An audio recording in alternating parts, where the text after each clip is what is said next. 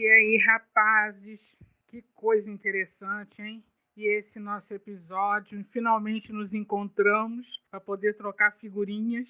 Adorei. Eu fiquei, assim, extasiada em poder falar da minha cidade natal. É muito bom poder falar de onde eu nasci e, principalmente, falar de assuntos que, às vezes, até a maioria dos moradores de Caxias não tem conhecimento. A importância da gente ter na escola a história geográfica, né? A história do local de onde você está estudando. Eu acredito que a gente só sabe para onde vamos quando sabemos de onde viemos. Então, para mim, foi uma experiência interessantíssima. E adorei saber coisas através de vocês que eu também não sabia. Fiquei doida, foi com o seu episódio, Paulo. Você que é muito ligado ao samba, e eu achei muito gostoso, muito prazeroso você trazer a história a relação, né, de Zeca Pagodinho com Caxias, com Xerém. O que me levou também uma outra curiosidade, né, que não sei se você sabe, que tem também uma personagem aqui de Caxias, o Birajara Silva de Souza, o Bira da Vila. Ele é cantor, compositor, e ele teve um samba que foi gravado pelo Zeca. Se eu não me engano, ele gravou a música Então Leva. Isso, Então Leva, que é do Bira. Para você, Paulo, como é que foi essa imersão na história, na vida do Zeca? Olá, amigos, prazer. Bom estar juntos, mesmo que por aqui, cada um no seu pedaço. Então, falar de Zeca para mim me remete à minha final da minha adolescência, porque eu conheci através do esposo de uma prima minha, Patrícia, o Heráclito, e ele sempre gostou de partido alto, ele sempre gostou de pagode, e eu não conhecia esse gênero. Então, assim, saber da história do Zeca, se aprofundar, ver as alianças que ele fez, né? As parcerias, as autorias e coautorias com inúmeras pessoas e, no entanto, ele se identificar com um sítio em Xerém. É lindo isso, sabe? Uma pessoa completamente humilde.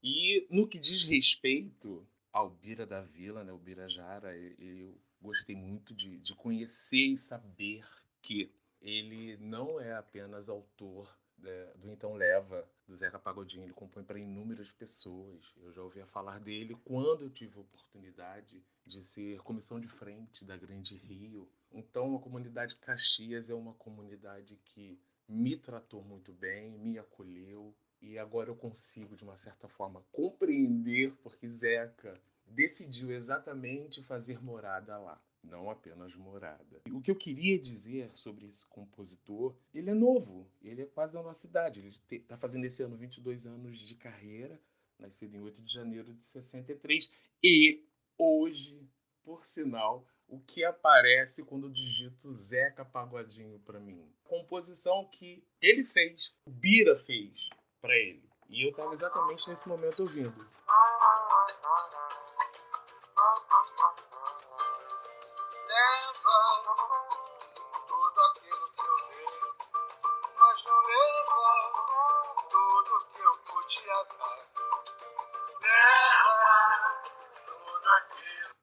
É isso. Eu fui até Xerém. E você, Rogério, a sua viagem foi como? Como foi? Olá, amigos, boa noite. Tudo bem? Saudade muita de estar com vocês presencialmente, mas enquanto isso não acontece, a gente vai resolvendo por aqui e matando não só as saudades, como também aprendendo, né? Aprendendo, tomando conhecimento. E como dizem que conhecimento não ocupa espaço, quanto mais vier, melhor. Como foi louvável, como foi bom saber que Caxias, o que hoje é Caxias, porque então a época era tudo território da freguesia do Iguaçu, ainda com 2 S. Então a Caxias de hoje foi território de trânsito da família real, com Pedro I, e depois com a família imperial, com Pedro II, em direção à Serra da Estrela, onde mais tarde veio a surgir a cidade de Petrópolis. E foi muito bom aprender isso tudo, entender isso tudo e ficar perplexo ante a fatos, a possibilidades tão reais da navegabilidade dos rios que hoje estão assoreados, o que seria de desafogo dos meios de transporte atuais, como o trem e os ônibus. Poderíamos usar os rios para navegar, principalmente recuperar sítios arqueológicos importantíssimos, como a região do Pilar, hoje tão degradada, a região que foi o Porto da Estrela, embora em outro município, mas deveria. E por que não resgatar as ferrovias? Como eu disse num comentário, dizer que todos os caminhos levam a Roma, mas todos os caminhos também levaram a Caxias. Saíram dos portos de Caxias e muita gente chegou em Caxias também. Veio Joãozinho da Gomeia, uma personalidade tão controversa mesmo, né? Polêmica e engajada ao mesmo tempo, né? Então esse sacerdote que veio lá da Bahia se estabilizou aqui, se estabeleceu, melhor dizendo, aqui em Caxias, daqui fez seu nome para o Brasil e para o mundo. E que bom que nisso tudo, Fábio, quando você coloca lá na sua fala a sua tradição, né, o seu povo, a religião de um povo que remonta não a séculos passados, mas a muito mais tempo que isso, né, é a valorização da nossa própria história, da nossa própria cultura. Olá, gente. Que bom estar aqui com vocês reunidos. Como o Paulo falou, né? Mesmo que seja à distância, a gente está reunido. E isso é muito bom. E é muito bom estar junto nesse tipo de trabalho, fazendo esse tipo de trabalho, falando de coisas que a gente gosta. Como eu falei, no caso, nesse episódio especial aí de Duque de Caxias, eu falei sobre essa personalidade fantástica que é Joãozinho da Gomeia. Eu fiquei feliz em saber que o sítio onde ele possuía a casa de santo dele, em Caxias, está no processo de tombamento, e isso é muito importante. Quem sabe esse espaço pode se tornar talvez um centro de tradições afro-brasileiras, chamado Centro de Tradições Afro-Brasileiras Joãozinho da Gomeia, por que não? Né, um personagem tão icônico, e por conta de toda a história que continha ali, né, inclusive poderia haver uma creche para atender a comunidade do entorno, ter cursos profissionalizantes aos quais poderia ser dado oportunidade a jovens no início de uma nova carreira, mostras, palestras, enfim, coisas culturais e artísticas que poderiam acontecer, oficinas, enfim, atividades de tudo quanto é tipo, favorecendo a população do entorno ali, né? Agora tem uma coisa que eu achei muito bacana que eu li, já não tem mais nada a ver com o sítio lá, com o local onde era o terreiro, mas quando existia o terreiro, e na morte de Pai Joãozinho, teve um momento muito importante e lúdico. Dizem que o dia estava claro, de repente escureceu, os filhos de santo estavam no cômodo do terreiro e de repente escutaram um forte estrondo, e nesse forte estrondo foram ver o que era a imagem de Santa Bárbara que tinha despencado, que ela ficava fixada na parede e se espatifado no chão por cima da cadeira onde sentava Pai Joãozinho. Nesse momento, eles correram para fazer uma reza junto à Juremira, que é a árvore sagrada do povo de Angola. Chegaram lá, a Juremira estava murcha. Eles ficaram assustados com aquilo. O céu começou a ficar bem nublado, anunciando uma tempestade. E quando foram verificar os quartos de santo, a canjica que tinham posto aos pés dos orixás ali, naquele momento, pedindo pela saúde de Pai Joãozinho, daquele momento, pouco antes, a canjica já tinha azedado. Pouco tempo depois veio a notícia da morte de Pai Joãozinho. Isso é muito bonito. Eu não estava lá para confirmar essa história, mas sei que essa história é muito bonita, é lúdica.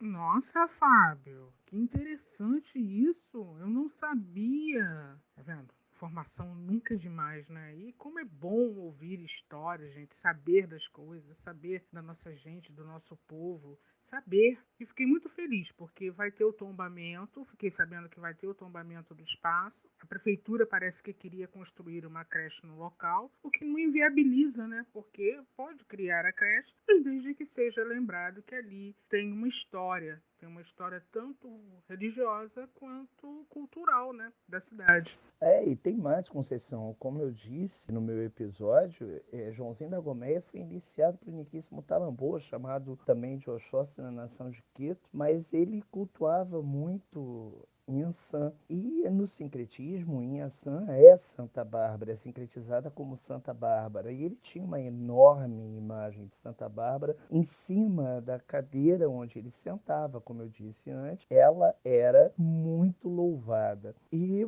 portanto, ela ter despencado de lá e ter se espatifado no chão foi um aviso, né? E ao mesmo tempo, ela sendo ela a deusa dos ventos, raios e tempestades, o tempo que estava azul, claro, um dia bonito, de repente fechou e virou um anúncio de tempestade. E isso foi muito simbólico e muito bonito também. Eu imagino a emoção e a dor desses filhos de santo lá. Rogério, você sabe, eu não preciso estar repetindo, que eu tenho uma admiração muito grande pela forma com que você transforma uma história. Você me parece muito um griot contando uma história. Você faz com que a gente consiga imaginar. Você consegue nos teletransportar para onde você quiser. Eu queria que você me dissesse, isso se ensina?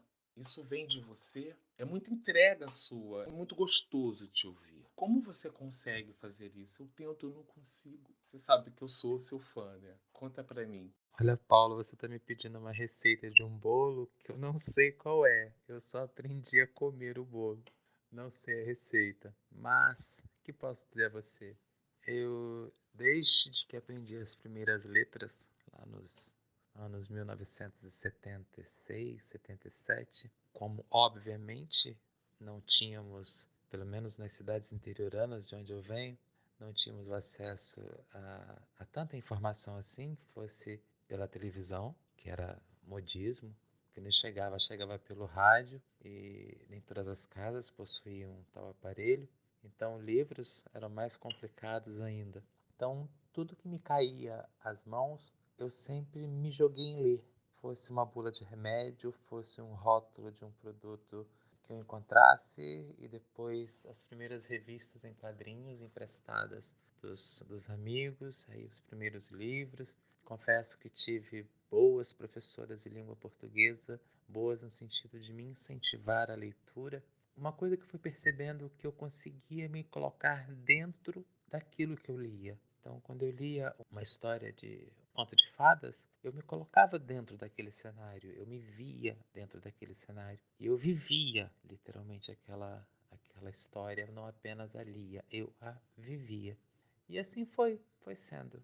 Então, hoje, quando eu conto uma história, eu não vou lhe dizer literalmente, mas eu me vejo dentro daquela história. Eu me vejo viajando a bordo de uma caleça ou de uma carruagem. Eu me vejo desembarcando no Porto do Pilar do Iguaçu para as comemorações da festa da Senhora do Pilar. Em seguida, tomando a cremalheira para subir a serra e logo após chegando na fazenda do Córrego Seco, embaixo daquelas árvores todas, sentindo a brisa da serra, tomar um lanche com as pessoas ao meu redor, sejam elas da realeza, sejam elas da burguesia, ou sejam elas pessoas tão simples quanto eu. Então eu consigo me transportar de verdade. E principal, veja você, a cada vez que eu releio um livro, uma revista ou qualquer coisa parecida, ou um texto, eu tenho uma nova leitura daquilo. Eu percebo um outro ponto, um outro ângulo que eu não tinha percebido antes. Então é um novo caminho pelo qual eu me enveredo. Eu não sei te dizer como fazer isso, mas é uma coisa que eu amo fazer. Eu amo viajar dentro das minhas viagens, viagens literárias, viagens reais, viagens surreais. E com isso, de cada vez que eu volto, eu consigo certamente aprender uma coisa nova, nem que seja um novo CEP, a percepção de uma nova roupa, de um novo modismo, ou mesmo apenas perceber que eu fui e voltei. Mas a cada vez que eu volto diferente. Ai, meninos, nossa, essa pandemia tem que acabar logo, que eu tô doida pra encontrar vocês pessoalmente, pra gente tomar aquela cerveja ou aquele vinho. Ai, o papo foi ótimo, gente. Adorei. Eu espero que você, ouvinte, tenha gostado também, que tenha sido enriquecedor para você, não tenha sido apenas um mero bate-papo, mas que você tenha gostado. E participe sempre que quiser, que puder. Ouça os nossos episódios, entre no blog à vontade, comente, critique. Toda crítica é construtiva. O mundo é nosso. Agora, para finalizar, eu queria uma coisa.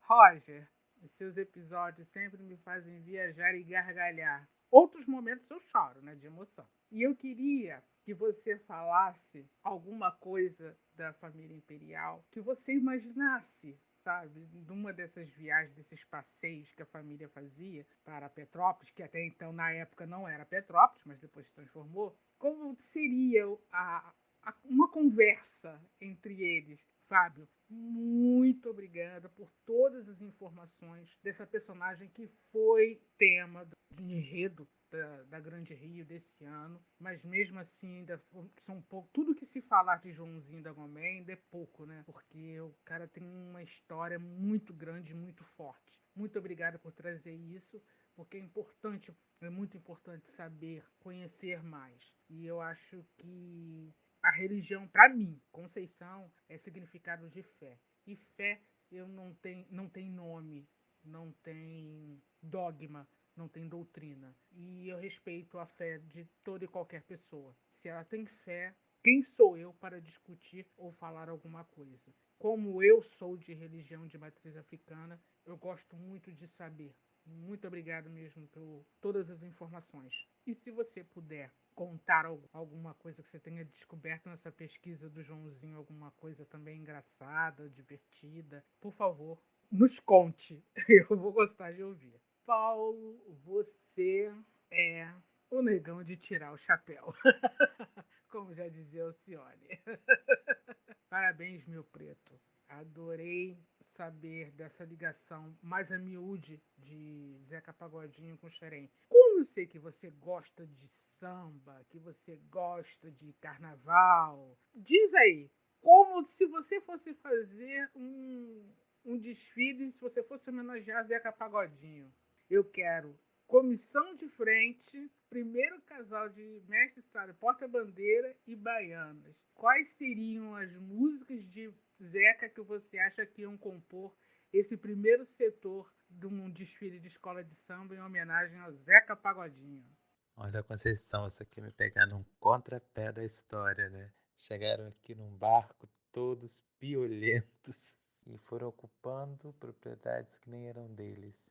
E quando o rei saía à rua, no momento de sua necessidade fisiológica, parava-se a liteira e um criado vestido de lebré, você imagina um criado vestido nos veludos e nas rendas de Europa, nesse calor dos trópicos, e anunciava em alto e bom som: o rei vai arriar. E então o rei ali realizava suas necessidades fisiológicas. Mas, passado algum tempo, já em tempos da corte de Pedro II, as situações, acredito eu, já estivessem bem melhores. Acredito eu que nos barcos que subiam a Baía de Guanabara e também mais tarde no trem que subia a serra, já houvesse toaletes para que as pessoas não precisassem acompanhar o arreamento das necessidades do rei.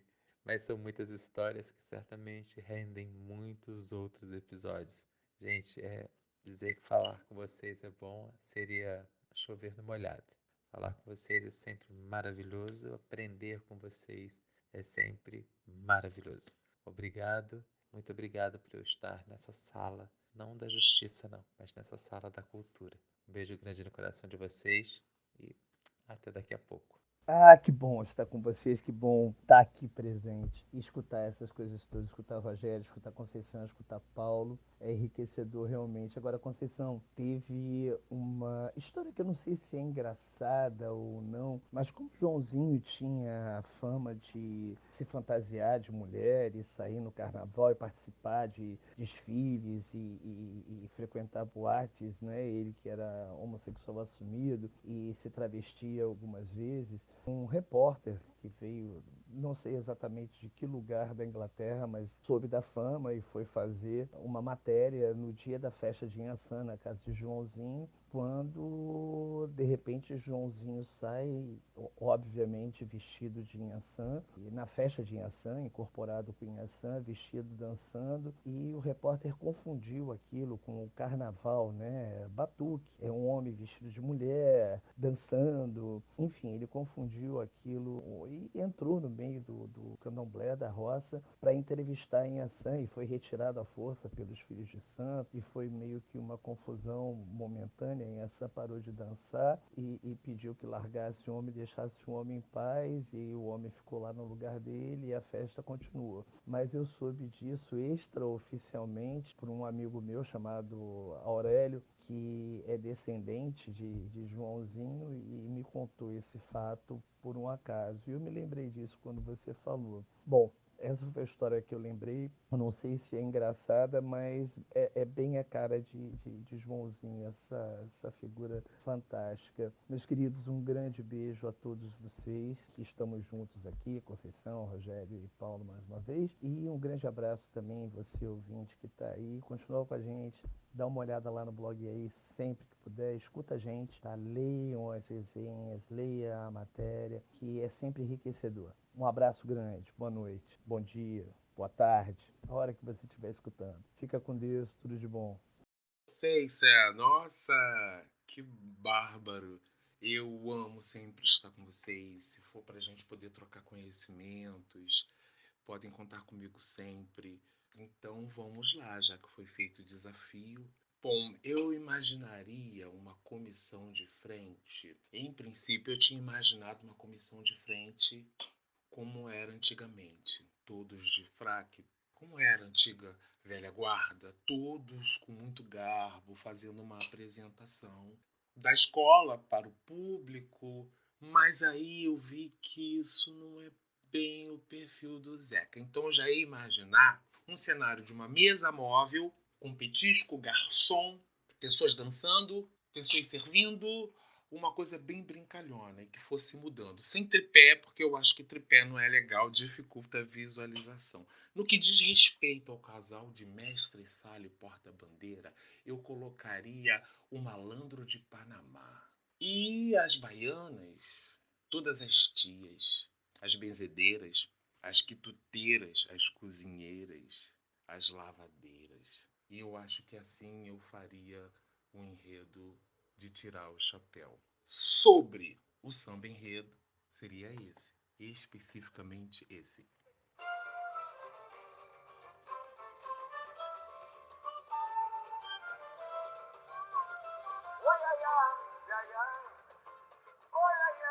Minha preta não sabe o que eu sei, o que vi nos lugares onde andei. Quando eu contar, iaia, você vai se pasmar. Quando eu contar, iaia, você vai se pasmar. Vi um tipo diferente assaltando a gente que acaba. Então é isso, gente. Eu me despeço por aqui. Feliz, muito feliz de ter falado sobre esse grande artista e desse território maravilhoso, município de Caxias, especificamente Xerém. Um grande beijo. Obrigado, Fábio. Obrigado, Rogério. Obrigado, Paulo. E obrigado você que nos ouviu, que faz parte desse nosso mundo. Obrigada.